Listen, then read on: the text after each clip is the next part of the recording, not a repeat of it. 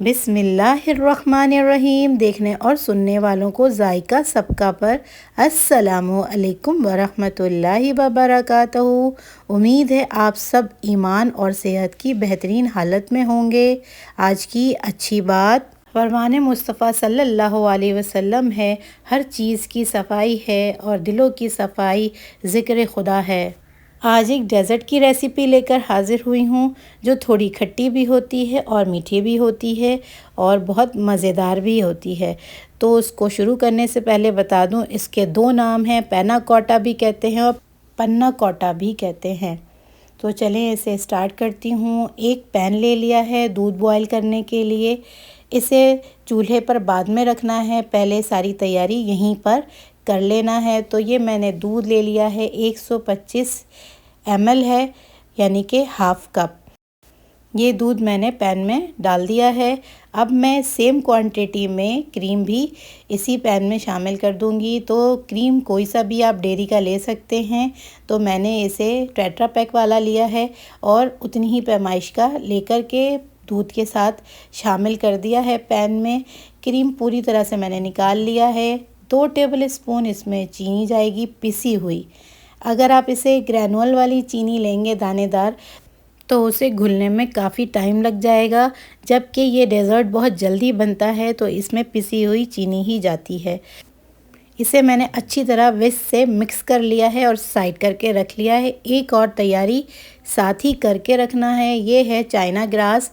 अगर पाउडर भी आप ले सकते हैं। 1/4 टीस्पून मैंने ले लिया है पैमाइश के लिए।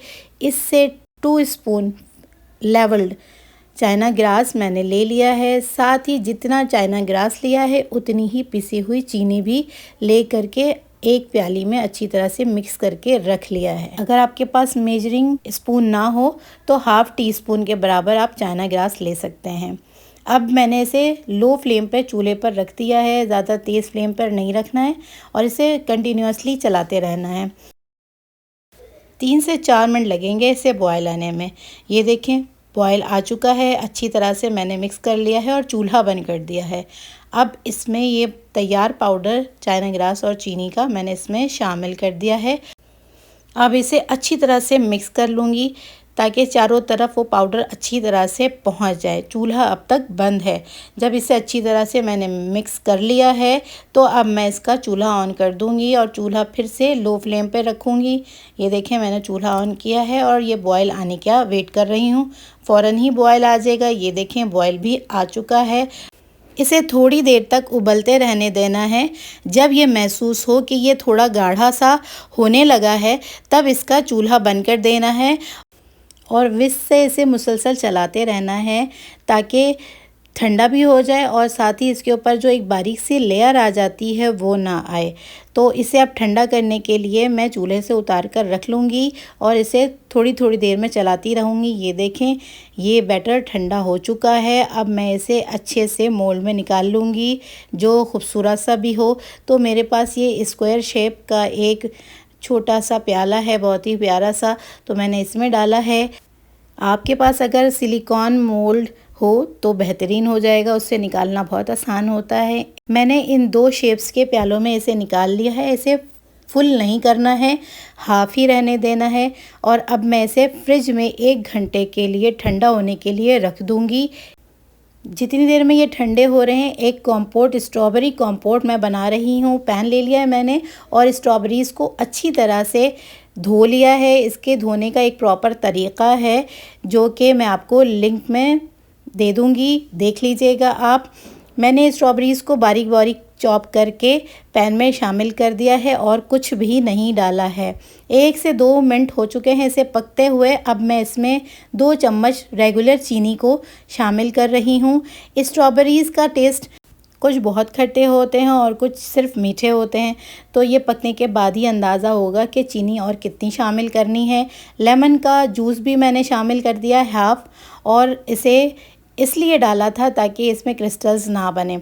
मैंने इसे टेस्ट किया तो इसमें मुझे खटास ज़्यादा लगी थी, तो मैंने 1 टेबल स्पून चीनी और शामिल करके इसे पका लिया है।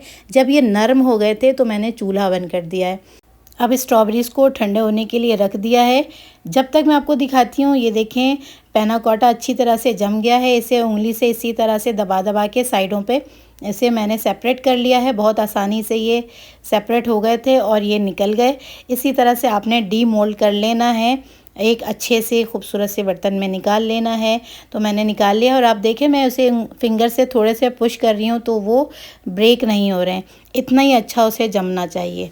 अब स्ट्रॉबेरीज़ पूरी तरह से ठंडी हो चुकी हैं तो मैं इसे हैंड ब्लेंडर से ब्लेंड कर ले रही हूँ।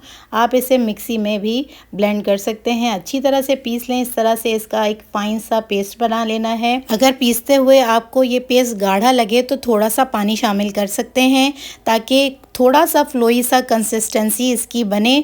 फिर इसे जब पैना कोटा पे लगाएं या ड्रिज़ल करें, आपकी मर्ज़ी है वो तो डेकोरेशन, तो वो अच्छी तरह से फैल सके। तो बच्चों आप अपने बड़ों के लिए ये बनाइए और सबको सरप्राइज़ कीजिए। बनाना बहुत आसान है। मिलती हूँ अगली रेसिपी में। अल्लाह हाफिज़।